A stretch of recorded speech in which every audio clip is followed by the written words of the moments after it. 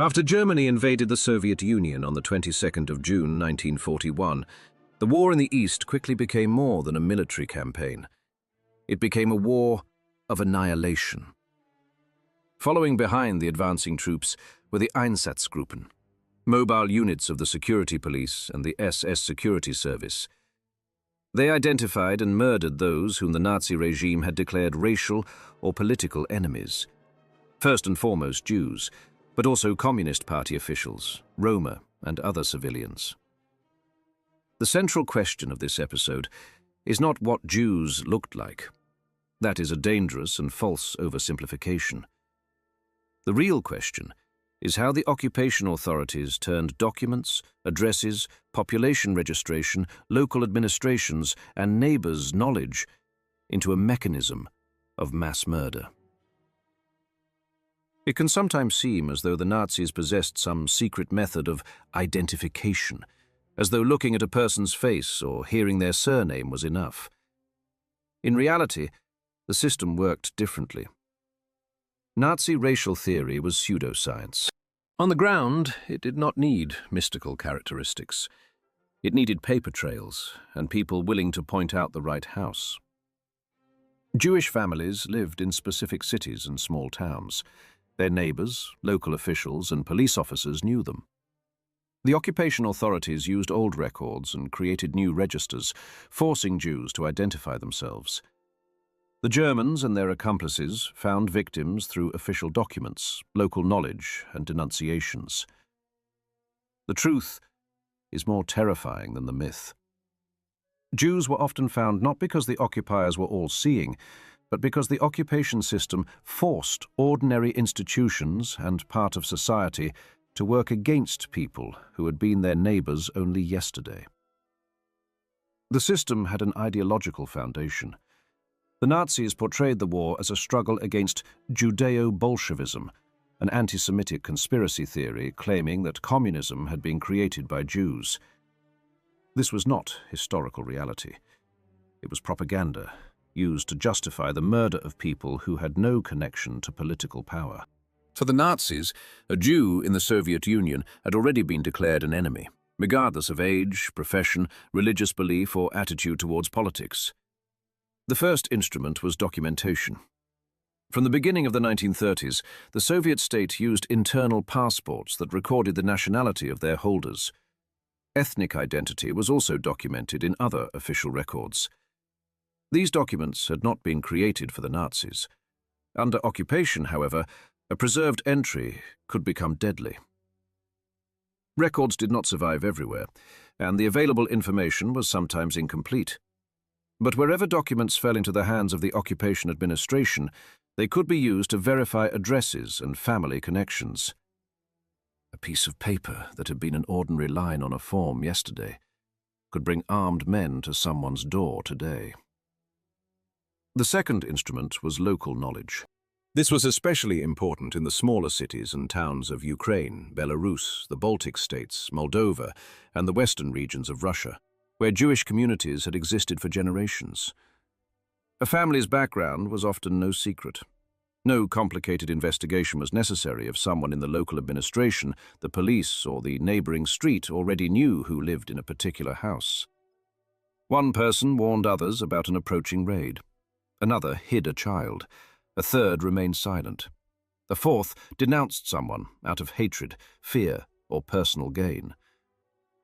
The occupation system turned individual choices into part of a state-organized crime. The third instrument was the issuing of registration and reporting orders. In many places, Jews were required to wear identifying badges, move into ghettos, register with the authorities, or report to designated assembly points. There was no single system across the entire occupied territory. The badges, rules, and orders differed from one place to another. But their purpose was the same: to separate Jews from the rest of the population, restrict their movements, and prepare them for further persecution and murder. These orders were accompanied by threats of execution for anyone who failed to appear. Sometimes people were told that they were being relocated, assigned to work, or summoned for a document inspection. During the first months of the occupation, Many people could not yet imagine the scale of the extermination that had already begun. The best-known example is Kiev.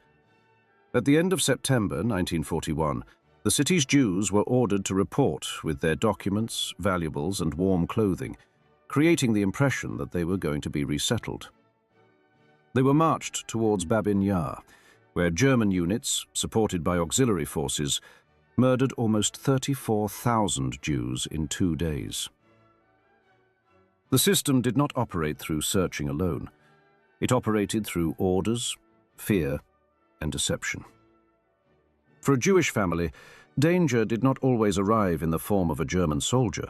It could arrive as an official carrying a register, a village elder holding a list of residents, an interpreter, a local police officer, or someone who had greeted them in the courtyard only days before. One family had failed to evacuate in time. Another tried to hide. A third believed that registration meant nothing more than government control. Some people brought food and forged documents. Others were already looking at the apartment that would soon become vacant. The Holocaust in the Soviet Union did not take place outside everyday life. It entered familiar streets, courtyards, and homes. The names of the victims were known by the people who lived beside them. If you value calm historical examinations without myths or propaganda, support this episode with a like and subscribe to the channel. And write in the comments which country and city you are watching from. This helps us understand where our audience is located and when it is best to publish new videos. After individual human choices came the work of an organized machine. German units relied on auxiliary police forces, local administrations, village elders, interpreters, and participants in roundups. These people knew the language and the streets. They guarded assembly points, escorted prisoners, and searched for those who were hiding. The Einsatzgruppen were supported by the SS, the Order Police, units of the German military, Allied forces, and local collaborators. One figure is especially important. All 4 Einsatzgruppen together consisted of approximately 3,000 men. That was not enough for them to control, on their own, the enormous territory stretching from the Baltic region to southern Ukraine. The scale of the killings became possible because of a broad network of transport, supplies, guards, German police units, and local assistance. Without local knowledge, the machinery of murder would have operated more slowly. That is why collaboration remains one of the most painful questions in the memory of the Holocaust in the Soviet Union. But it is not true that all local residents betrayed Jews. There were informers and members of the auxiliary police. There were also people who hid their neighbours, warned them about approaching danger, obtained false documents, and shared their food. History cannot be divided into one nation of traitors and one nation of victims. It is a history of specific systems, institutions, and human decisions. Nevertheless, without administrative support, police units, and denunciations, it would have been more difficult for the occupiers to locate Jewish families. The mass shootings were not carried out by the Einsatzgruppen alone. The security police, order police, SS units, individual Wehrmacht formations, Allied units, and auxiliary police forces also participated. At first, many detachments primarily murdered Jewish men. By the end of the summer of 1941, however, the shootings were already targeting entire communities: men, women, children, and the elderly. In the occupied territories of the Soviet Union, the Holocaust often took place not through distant deportation to an extermination camp, but through murder close to where the victims lived. People were taken to forests, ravines, quarries, cemeteries, and anti-tank trenches. This is why the term Holocaust by bullets is used. More than 1 million Jews were murdered by the Einsatzgruppen and other German police and SS formations on Soviet territory. In other parts of Europe, the Nazi machinery often took Jews towards trains and camps. In the East, it often took them from the town square to the nearest ravine. This is precisely why physical appearance is a false explanation. Soviet Jews looked different from one another. They spoke different languages. They lived in cities and villages. Some were assimilated, while others followed traditional ways of life. Nazi ideology spoke in terms of race, but persecution depended on documents, addresses, lists, registration, and people willing to confirm the background of their neighbours. Some people managed to survive. They evacuated eastwards, hid under assumed identities, joined partisan groups, or received help from their neighbours. Children were presented as relatives or orphans, but none of these paths was easy. Survival did not depend on courage alone. It often depended on whether there was someone nearby who would refuse to betray them. This subject matters today, not because it reveals some secret method of identification. It shows how genocide becomes possible. First comes language that transforms people into a threat. Then comes a category in an official document. After that come registration, restrictions on movement, lists of homes, confiscation of property, police forces, assembly points, and guards along the road. Mass murder requires orders from above.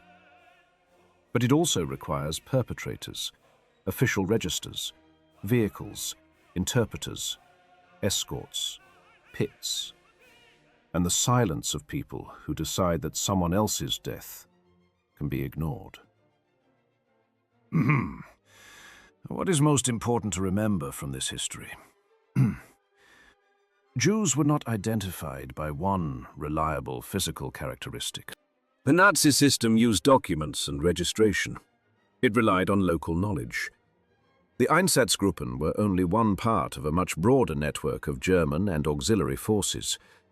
And alongside the betrayers, there were rescuers, people whose help gave others a chance to survive.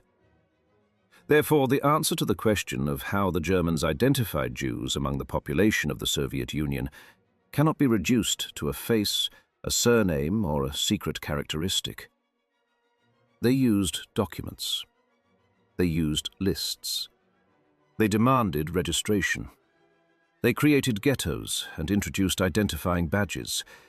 They accepted denunciations. They relied on auxiliary police forces and local administrations.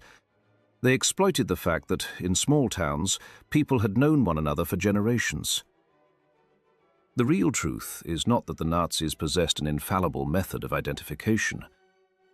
The real truth is that genocide became possible when a state machine, an occupation regime, and part of the local population began working against people who had been their neighbours only yesterday.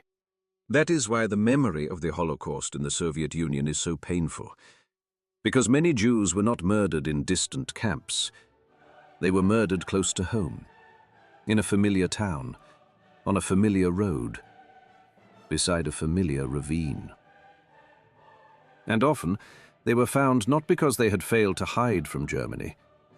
They were found because Germany had learned to use documents, fear, and other people's knowledge against them.